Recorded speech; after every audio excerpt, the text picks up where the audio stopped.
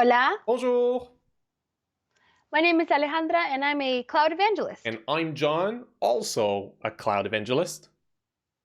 And welcome to the very next episode of What the What the cloud? Cloud? Okay, this is gonna be way more difficult to do remotely. So- Yeah, this is not quite the same feeling to it, but I think, you know what, I have full confidence that we'll get there, John. yep, But yep. for now, if I get back to the audience, I gotta say, guys, if you haven't checked out the first episode, you might want to check it out. So, the first episode was all about how AWS's global infrastructure works.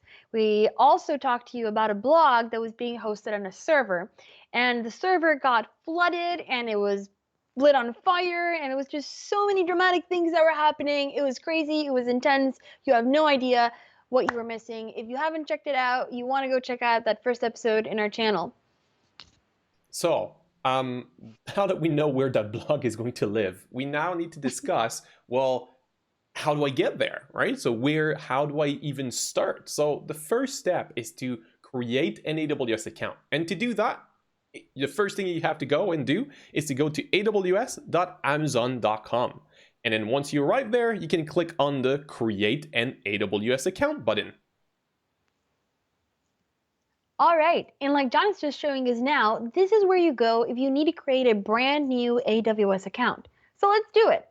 First, you enter an email address, a password, and a name to remember for your account. Then you enter some personal information about yourself. You might also then, go on to the next section in which you need to enter also your credit card information so that when you start using AWS resources, that is to say AWS services, AWS will know how to bill you back. So wait, isn't there a free tier also? I see that AWS free tier limits at the top. I heard something like AWS free tier gives you 5 gig of storage or something like that for free? Yes, yes, that's totally right, John. In fact, there are many AWS services that have a free tier allowing you to try out that service. And you can view those, like John is showing you here, at aws.amazon.com/free. Right. So let's get back to our AWS account creation, right? So our next step here involves proving that you have access to the phone number verifying that you're actually a human in there. So you'll click send SMS, you're going to get a verification code, and then you'll enter that one into this little console there. Next up, you need to select a support plan. There are 4 support plans, in fact: basic, developer, business, and enterprise. You don't really see the enterprise here, but the free one that is right here is the basic plan. This is important to remember. You see, if you want to be able to call AWS at some point to get some help, there's a cost associated with it. The more you pay, the higher the support plan, the more support, the faster support that you are going to get. Okay, back to this form. Once you're done clicking on this step that is right there, the next step that you have to do is to sign in with your email address. So here, I am going to sign in with that same email address that I have used. Click on next, and then I'll be able to go and enter my password. Yes. So when it comes to keeping that password safe, John, do you really think that a sticky note is the best place to do that on? I didn't think I was on camera while doing that, so. Of course we're on camera So, now. Password? Your password is password, John? I know, right? It's not the greatest password. I know. I'm joking, right? Definitely do not do that. This is your retail password. Okay, so let's get back into this. So once you enter the Okay. password, you're supposed to go there. Okay. I am going to And be able to log now, into the account. sweet. So now that we are logged in into our account, we're actually logged into something that we call the root account, right? The root account is where it has all the permissions. If you wanted to share your brand new AWS account with a few friends, you might think that lending them your email and password is okay. But that would actually be a super bad idea. If you share your info like that, you'll have no way of knowing who is doing what inside of your account. Imagine if one of the people you gave your password to turns out to be your next mortal enemy. Whew, what a mess you'd be in, right? You need to change the password and then give this new password to all of your other friends. Plus, on top of all of that, you have to warn them about your previous friend turned foe. Yeah, no account password sharing, please. Yep, correct. So, what you do want to do instead is create more accounts for all of your friends and colleagues. To do that, you're going to use a service, and remember that a service is an IT resource, and the service we're going to use here is called Identity Access Management, or as most people call it for short, IAM. Well, that's a pretty big topic. Instead of making a 30-minute video now, how about we table that discussion for our next episode? Oh, yes, I couldn't agree more, Jon. Okay, so now I'm logged into this webpage that we call the AWS Management Console because it's a console used to manage AWS, right? I see what you did there. But yes, that's true. And, as Jon just said to us, this is one way to interact with AWS. But there's actually a lot more. If you remember from our first episode, we talked about the fact that the services of AWS are available over the web or the internet, as Jon is showing us right now in one of his drawings. But currently, we are using the AWS Management Console to talk to AWS, right? So another way we could do this is by using the Command Line Interface, or CLI for short. Okay, Jon, so I know that these drawings are super great and they always help us understand a lot better how all of this works. But could we also show our audience what an actual CLI looks like?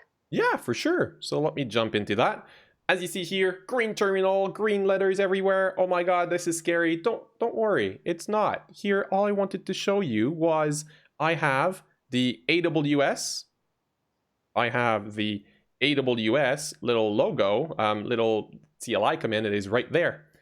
So all of our commands via the CLI always starts with AWS. And that's it. This little thing, it can be installed on Windows, on Linux, on Mac, so you choose your flavor. However, I don't want to go in details on how to install it or how it works inside of this video. I will leave that up for later. For the moment, I just want you to understand that there is a way to interact with AWS via the command line interface. Yes. And there's also another way to interact with AWS other than the AWS console and the CLI that we were just talking about, and that's actually related to developing applications. So, when you develop an application to interact with AWS, you can use the AWS Software Development Kit, or SDK for short, which is basically a set of libraries. Wait, what the cloud is a library? Oh, good question, Jon. Thank you for not assuming what our audience does or doesn't know. Okay, so in this case, when I'm talking about a library, I'm referring to development. And when it comes to development, we're not talking about a library with books, but rather a software library. So this is something your code would use to interact with AWS. However, since this is application development related, that's much too deep for what we want to discuss with you today. We can discuss that in a much later video. Instead, today let's focus on the fact that there are 3 ways to interact with AWS. Jon, can you remind us again what they are? I'm definitely not going to be cheating and looking at my dashboard right now. So, first one, the AWS Management Console, the CLI, and then the last one is the SDK. But we are going to do most of our development right now via the AWS Management Console though. And yes, it's okay when you're first starting to use the AWS Management Console. You're learning right now. If I ask you to go straight into doing something in code or via the command line interface, you won't be happy at all with AWS. And we don't want that. We want you to start learning slowly towards AWS. And then the best way to do that is the Management Console.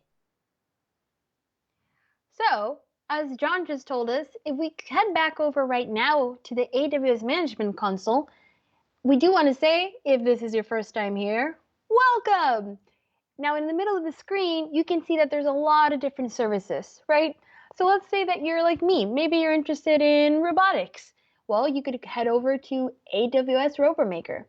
So this is where you could go to anything that was related to that particular service of robotics in the cloud. All right. But if we want to get over back to the main page and stick there, we can always do that by just going quickly to the beautiful AWS logo at the very top left of the screen. Now, finding these services in the list can be quite difficult, right? There's many of them. That's why there's 175 plus of them, really. So that's why we included a Find Services search bar at the top. Here, I can type IAM, which is a service I mentioned earlier, and you can now see it in the list. Clicking on it brings me to that specific console. Now, if I wanted to move to another service, I could click on the beautiful AWS logo that Alejandra mentioned a little bit earlier, but then there's another way. If I move to the right here, I have the services drop down.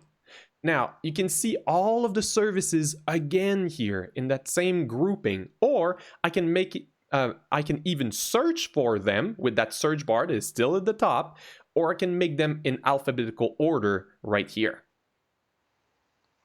And another fun thing here is that you can also see on the left-hand side the history of the last 6 services you checked out. Now in our case, the latest ones we visited were IAM, Console Home, AWS Rover Maker, and you can see even billing. But if we wanted to move to the right of the services menu, you're also going to see that we have a little pin at the top. So if you have a favorite services, you could pin them to the top of the bar. As I mentioned, I love robotics, so in my case, we're going to go ahead and move Rover Maker to the top of the page. So now I can use this button to quickly jump to the Rover Maker service page whenever I want. But for now, let's go ahead and go back again to the main page. Okay, next one to the right of this is the username that I have used to sign in, which is Jon Dion A3. Now, if I open up this little drop down here, I can have access to my account settings. If I click on my account, I can even go into my billing dashboard and then click on this one, and I can see, oh, my bill is $0, which is actually great. That's what I want. I haven't done anything with this account yet. So I'm going to go back to that main page. And yeah. So next up, we have the region selector. And you may remember that in episode 1, we explained about AWS's global infrastructure and what regions were.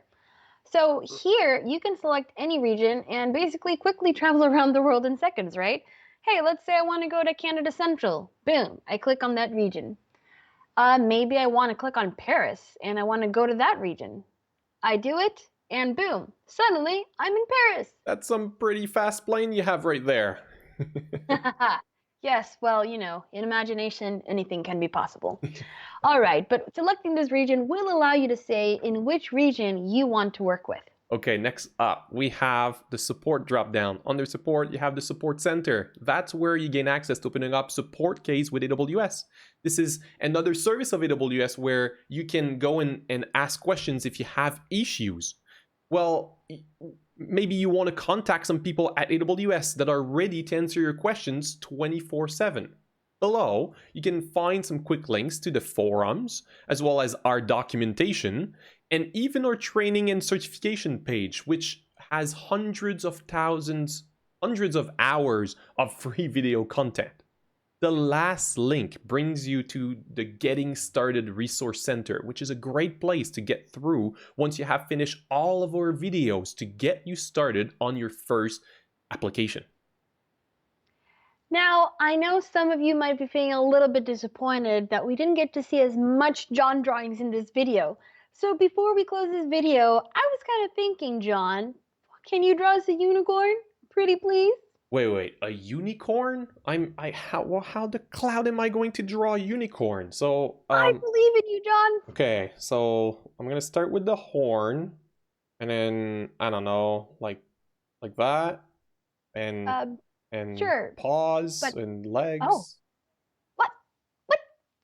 what in the world? What are you even drawing, Jon? Oh, what is that? Well, I told you I don't know how to draw a unicorn. Like Okay, I couldn't agree more, Jon.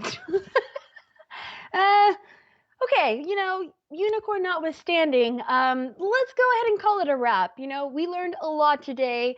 I really hope that you guys had a fun time. Thank you so much for joining us today as we showed you how to create your first AWS account. And John, what are we talking about in the next episode? Yeah, in the next episode, we're going to go over the Identity and Access Management Service and how to create accounts, users, and groups, policies, all of that. We're going to cover it. So I hope to see you there. Bye. Bye.